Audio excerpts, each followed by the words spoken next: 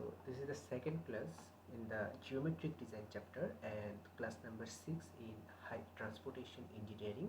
So in this class we will get to know about the side distance.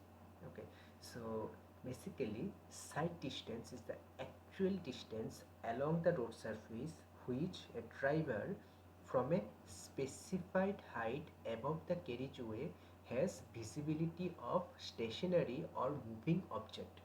Okay, now types of side distance, there are different types of side distance. So most important is stopping side distance or absolute minimum side distance, then intermediate side distance.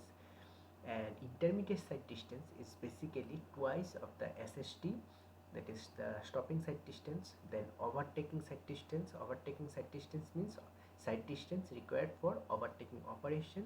Then headlight side distance, that is required for the visibility during the night time. And safe side distance to enter into any intersection.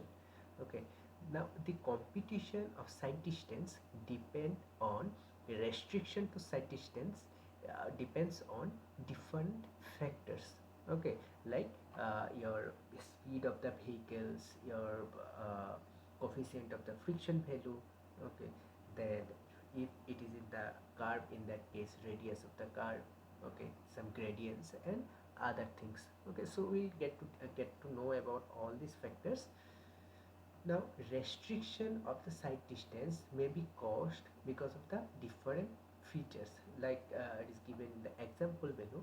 Suppose one vehicle is moving in this horizontal curve. In that case, initially here the side distance, adequate side distance is available, but as soon as he moves further, in that case what happens, suppose in this particular moment he can only visible yeah, up to this portion. And if there is another buildings or another thing is there, in that case his vision is get obstructed.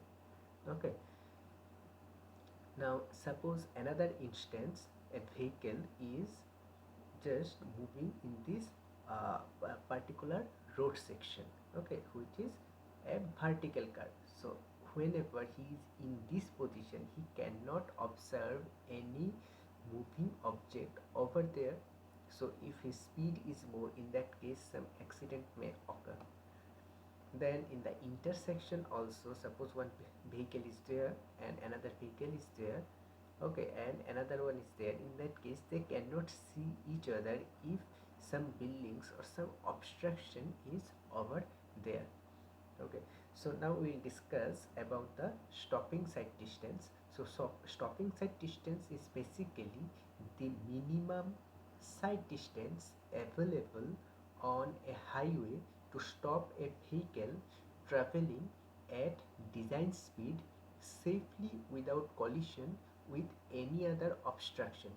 Okay, now for the design purpose, IRC, that is Indian Road Congress, has suggested to consider the object height at 0.15 meter and height of the driver's eye as 1.2 meter.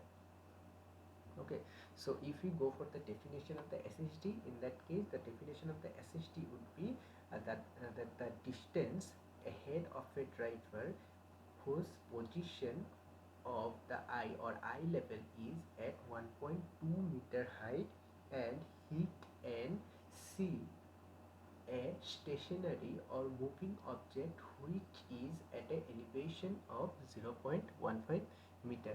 So whenever we consider the side distance, stopping side distance, there are different factors which we need to consider. So first one is reaction time of the driver.